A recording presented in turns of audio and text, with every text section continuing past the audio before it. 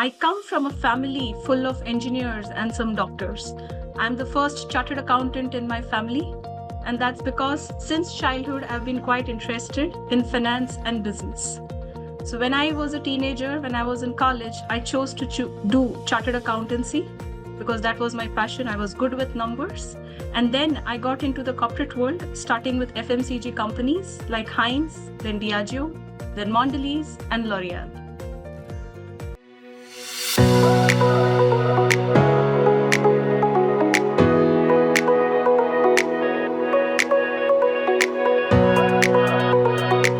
Welcome to FaceTime with Leaders by Directors Institute World Council of Directors, the podcast that brings you powerful insights from top executives, industry visionaries, and governance experts who are shaping the future of business. I'm your host for today, Priya George.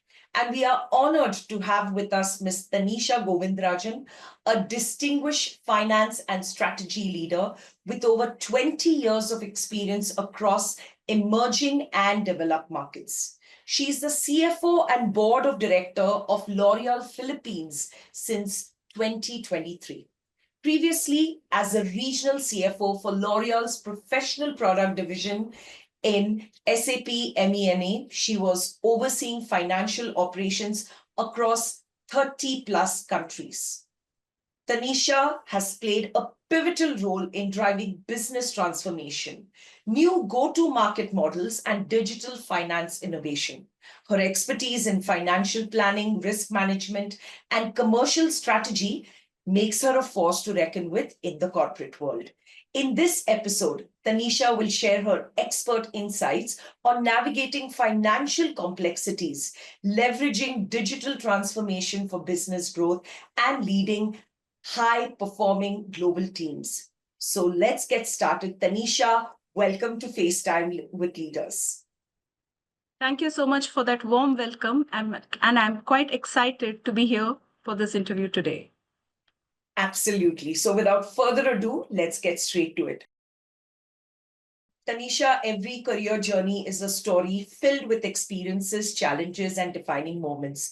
So take us back to the beginning. What inspired you to pursue a career in finance and strategy? How did your journey unfold, and what were the key milestones that brought you to where you are today? We'd love to hear from you.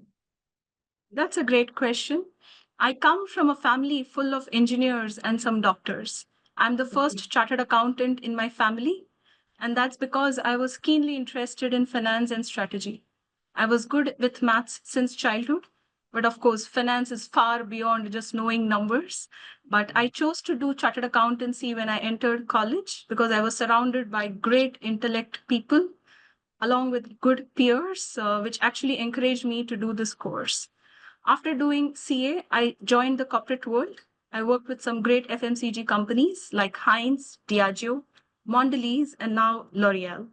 It's been close to 2 decades in the corporate world, and I've pretty much done the length and breadth of finance, be it commercial, supply chain, strategy, FP&A, or SAP implementation. Right. And in terms of key milestones, I would actually say three roles as my key milestone or defining roles in my career. The first one would be the one that I did in Diageo as commercial finance head of South. I was the only female leading finance in an alcohol industry in a South branch office. And previously there was a fraud. So the sales head and the finance head were asked to leave. So the day I joined, many of the basics were not in place. So I had to start from the scratch. In many ways, the kind of a leader that I am today is because of that role. Because I learned how to create a win-win situation, how to be comfortable outside of your comfort zone, and how to drive the compliance agenda when it's actually not really looked into. The second career defining role would actually be the one in Mondelez. It's the first time I got exposed to really top pedigree leadership. And I worked on some really good projects like value stream mapping or having an executive dashboard, and also got exposed into true meaning of cost saving and the whole fuel for growth structure. And the third key milestone for me would be in L'Oreal. It's my longest standing company. It's a French multinational. And what I Right. truly love about L'Oreal is the entrepreneurial spirit. We truly believe Hmm.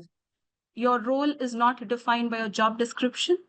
Your passion and purpose drives your role. So largely, I would say these three are my key career defining milestones.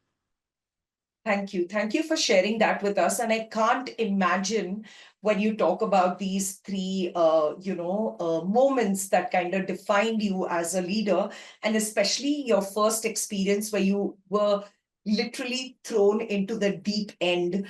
That must have been quite a challenge for you. But regardless, here we are today having this conversation, and we are excited to know more. Moving ahead, Tanisha, L'Oreal is not, like you mentioned, it's not just a global beauty giant, it's a powerhouse of innovation operating across 150 plus countries with a staggering 43 billion euro in revenue. Now, leading the financial strategy for such a dynamic, ever evolving company, it must be both exhilarating and immensely challenging. So, given the scale, complexity, and fast paced nature of the beauty industry, what has it been like steering the financial helm of L'Oreal's professional product division across multiple regions? That's quite a good and a big question. Let me break it down into two parts. So I Right. took this role in 2021 when Okay. we were just coming out of the pandemic. So this role Wow. had two-faced kind of a challenge. One is driving growth and transformation immediately after Right. the pandemic in a division which was 100% or close to 100% offline Hmm. or Hmm. brick and Hmm. mortar. And during the pandemic, online or e-commerce was the only way to survive. So we had to transform and change the way we are doing business itself. And my Hmm. mission here was largely to ensure the profitability is still maintained and we are able to refuel all the investments or a part of the Hmm. investments into media and the new structures that we want to build around online and digital. So this was one big part of the challenge. The other Hmm. part, I would say, is the whole new formation of the zone itself. Previously, L'Oreal used to have Asia Pacific as a zone. And Hmm. then in 2020, end of 2020, L'Oreal split the zone into two zones. One was North Asia, including China, Hong Kong, and Japan. Okay. And the other one was SAP MENA, which is South Asia Pacific, Middle East, and North Africa. It is all the Okay. way starting from Australia, New Zealand till Morocco. It's about 12 different time zones with multiple cultures Wow. and multiple consumer preferences and business models. So when I took up this role, it was a newly formed zone, and we had to adapt and define the new ways of working across so many countries. It was truly quite an exciting challenge to take on to. And to be Mhm. honest, in many ways, it's been the best experience I got internationally so far. That's great. That's fascinating actually. And the way you're managing such a vast and dynamic business really speaks to your strength and your expertise in financial strategy and leadership. Moving on, Tanisha, in today's business world, cost optimization isn't just about saving money, it's about driving more innovative, efficient growth while ensuring long term sustainability. Now, given your extensive experience in financial strategy, could you take us behind the scenes of a cost saving initiative you led? One that not just delivered significant financial impact, but also created lasting value for the business. Okay. We get asked this question quite often, cost saving and Oh, what did finance do to drive cost saving. But I think out of all the experiences I've had, the one of the best ones is the Fuel for Growth program, which I led in Mondelez. So I was the supply chain finance controller, and I led a program which was called Fuel for Growth. And this okay. program had three stages to it. The first one is called the Idea Data Bank. So Mm. here we invite key leaders from across the company, across different functions for a 2-day workshop where each one is just doing brainstorming and putting ideas on the table. These are Wow. unconstrained, without really getting into whether it's doable, not doable, what are the resources. It's just pure idea data bank. And the power of this exercise is that you come up with so many ideas. You must be quite surprised that we actually got some of the best ideas which built the next 5 years, 10 years of the organizations coming out of these workshops. Then the second step Okay. of this workshop, or let's say this program, is largely to actually then take these ideas back and filter them out as to what's the size of prize, what Correct. is doable, what is, what can we do this year, what is really linked to the strategic goals of the next 2 years or 3 years, and then come out with the top 10 projects, which will then Hmm. be taken to the, let's say, the managing committee for Hmm. sponsorship and debate, to say, okay, these are the Right. projects, this is the resources required, or these are the time, effort, and money needs to be put behind it. And at the end of it, this is the kind of output that we are expecting to get, or this is the impact we are trying to drive. And then eventually, Right. after the discussion, we come up to the third stage, which is we come up with the top 3 projects, which the entire Hmm. organization will be driving for that year.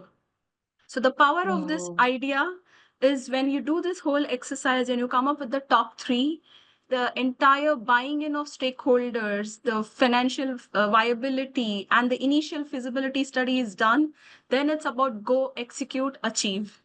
So it's a very powerful Executive. program, and I must say it's one of the best initiatives which I have done in my career, and it's still date, I think, being done in Mondelez. That's great. And if I may ask, and if you're allowed to, could you share maybe one or two ideas? Just give us an idea of what different people came up with, if that's Sure, okay for you to sure, answer. sure, definitely. So one such idea, so typically when you say cost saving, you only think of cutting from the cost, but we Correct. don't really think of adding, or we don't think of cutting waste.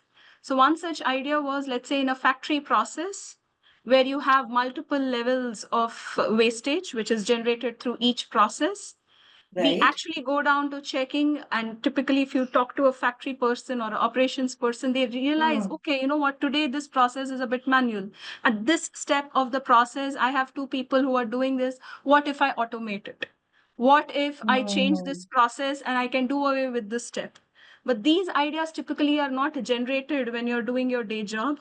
They come up when you're doing a whole data bank kind of an exercise where you're not thinking of Yes. constraints and you're just Yes. purely thinking of ideas. Another Right. Right. example would largely be of a value add.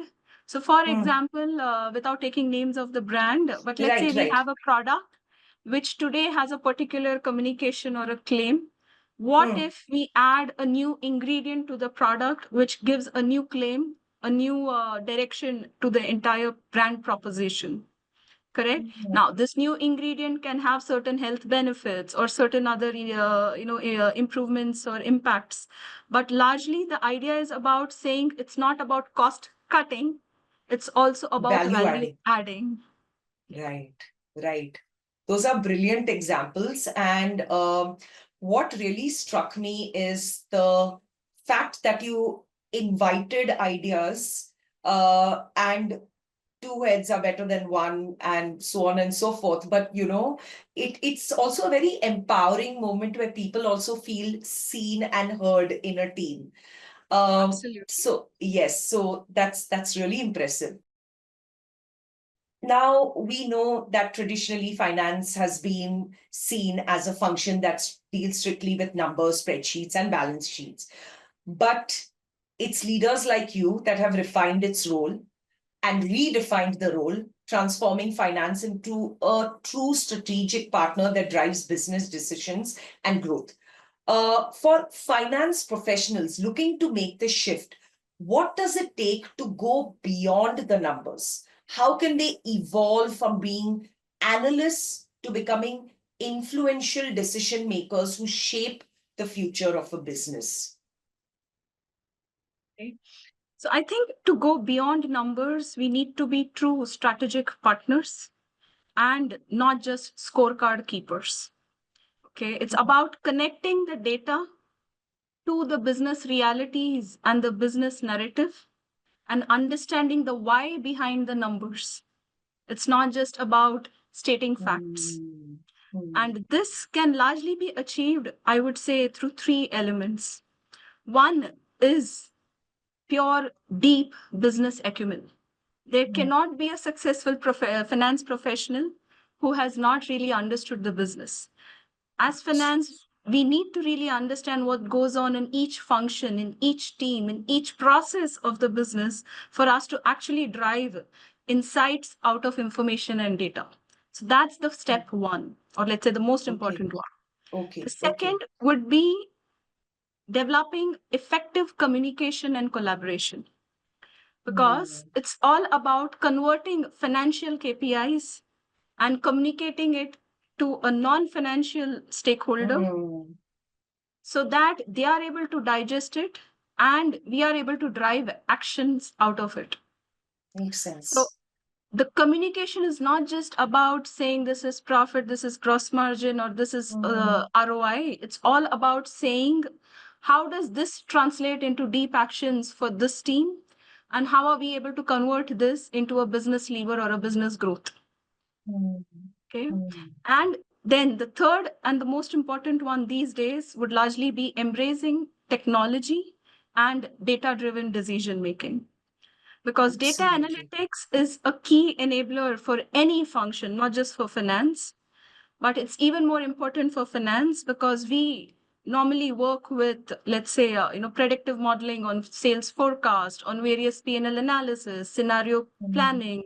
So it's extremely important for finance to be a proactive strategic partner where we are not waiting for things to happen, but we are actually looking ahead, far ahead, and trying to protect the business from all sides.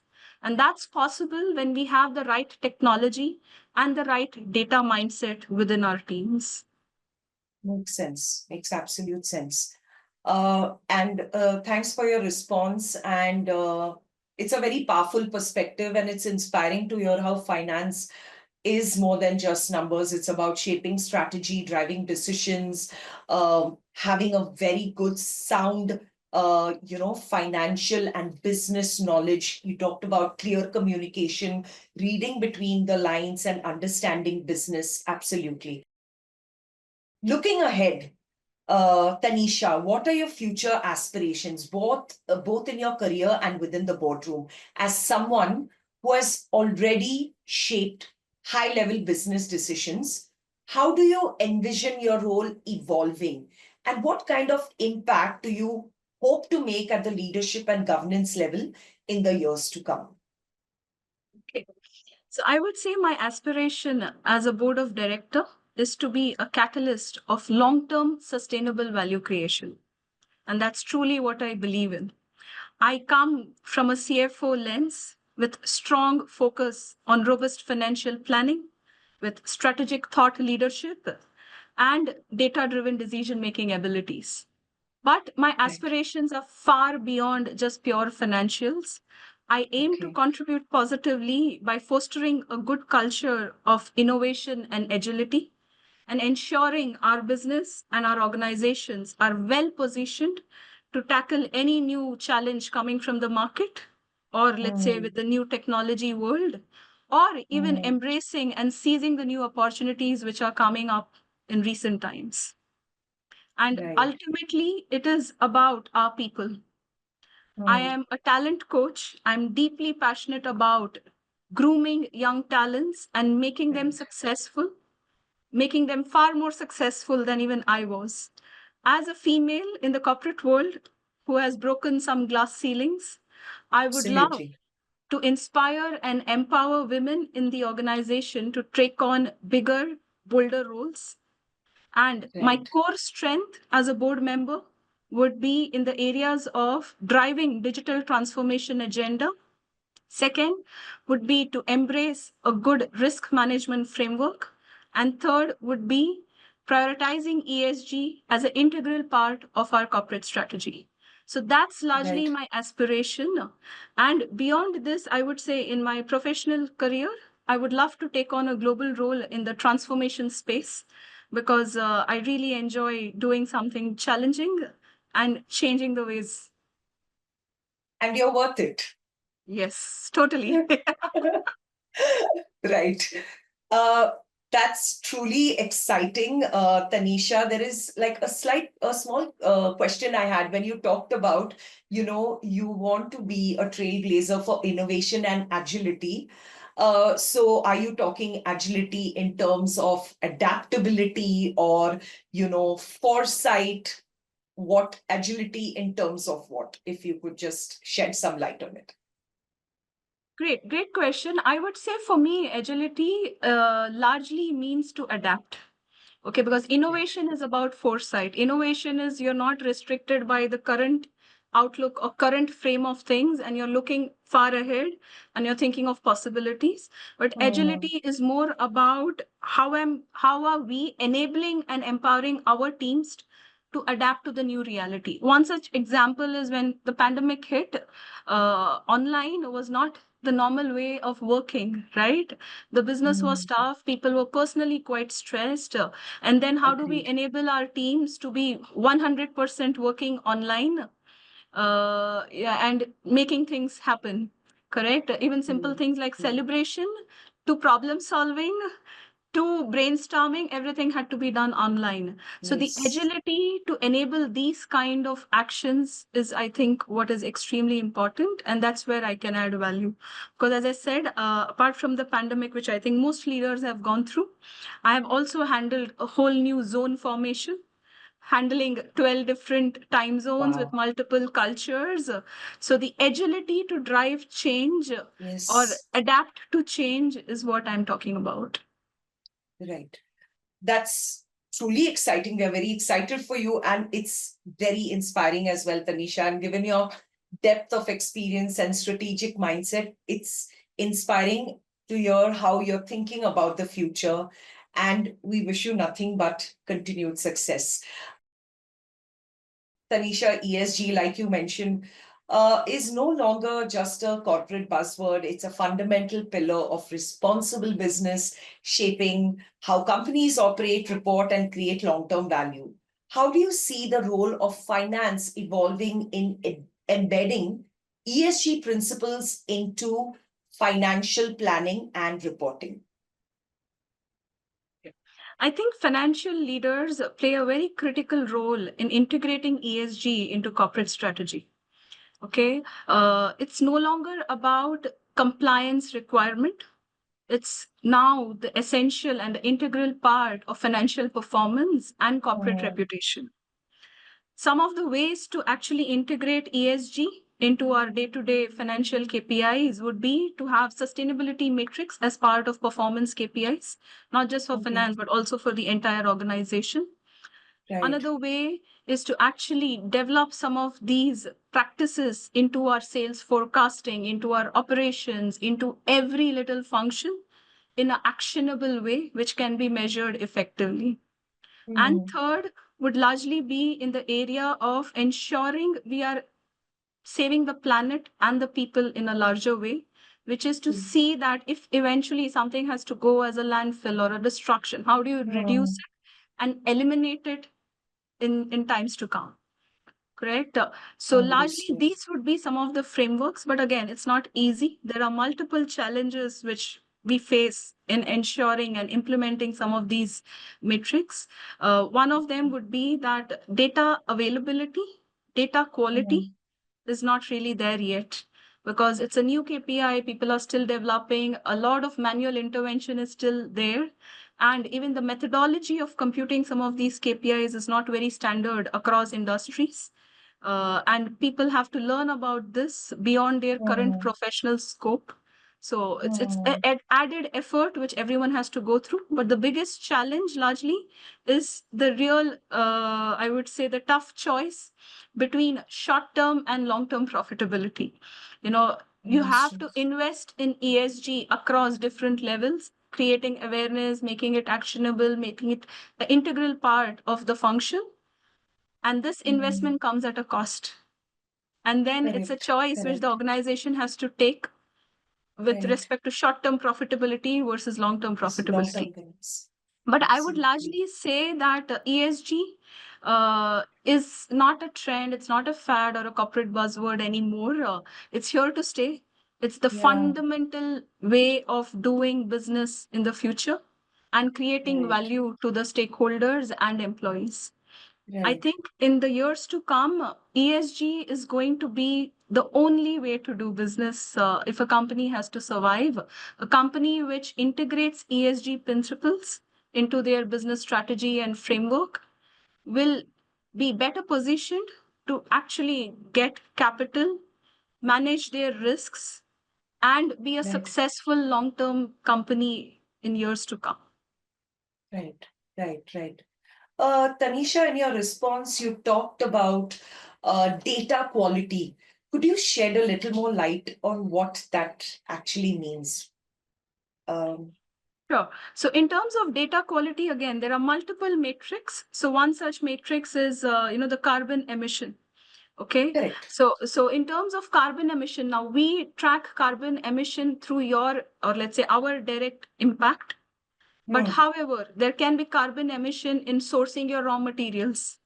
There Hmm. can be carbon Understood. emission when your employees travel to another location for a Absolutely. training. Correct. So Absolutely. it's a current matrix is just looking at the very, Superficial. it's quite superficial at the very top level. Hmm. But for entities Understood. and companies which go far deeper, Hmm. there's a lot more that can be still done. Understood. Understood. Thank you. Thank you for sharing that with us. And it's clear that it's a very powerful perspective, and it's clear that finance isn't just about numbers anymore. And we cannot think about it in isolation. When you talked about successful businesses, it's about long-term profitability. As we near the end of our interview, Tanisha, uh, you have become a part of Directors Institute, which is a significant step for any leader committed to excellence. Can you share your experience of joining the institute and what stood out to you? How has it added value to your journey? Okay, I must say that I actually never thought of becoming a board of director until I actually became one in L'Oreal Philippines, and then suddenly when I became one, it was largely because of my core competency as a finance leader. And then I realized, oh, there are a lot more topics once you become a board of director, which I'm not aware of. So that's why I chose to do a proper certification so that I have the right knowledge for me to do the job well. Correct. So that's how Right, the journey right. started. But I must say, when I started this journey, it was quite interesting, quite simply laid out by the team. The structure is very well done. The online modules and the sessions are good. We also have Hmm. some, talks from industry leaders on various topics, which is also very well done. And the beauty of this course is you can do it in your pace over you can take 12 months 18 months as long as you need, because it's not easy to manage work life and Hmm. have Hmm. this continuous learning Absolutely. mindset. So I think it was very well paced with good amount of theoretical, practical, and I would say industry knowledge. And I think the team is doing a fabulous job, largely to integrate and bring all these professionals together and form a good community. Great.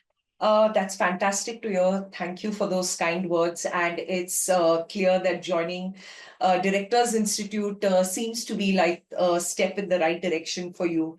The Institute is about shaping forward thinking leaders like yourself who are ready to make an impact in the boardroom. Tanisha, what an insightful conversation. And thank you for being with us. And if there's one thing we are taking away, it's that true leadership isn't just about financial strategy, it's about driving transformation, making bold decisions, and shaping the future of business with purpose and agility, like you mentioned. So, thank you for joining us on FaceTime with Leaders today. Thank you so much, Priya. It's been a great conversation, and I would love to hear more in the coming months. Absolutely. And to our audience, let's keep the conversation going. Share your thoughts, connect with us on social media, and if today's episode sparked new ideas, take that next step. Whether it's upskilling, networking, or simply challenging the way you think about leadership. And of course, Don't forget to join us for the next episode of FaceTime with Leaders, where we bring you more game changing insights from the minds shaping the corporate world. Until next time, this is your host for today, Priya George, signing off. Lead boldly, think strategically, and stay ahead of the curve. Take care.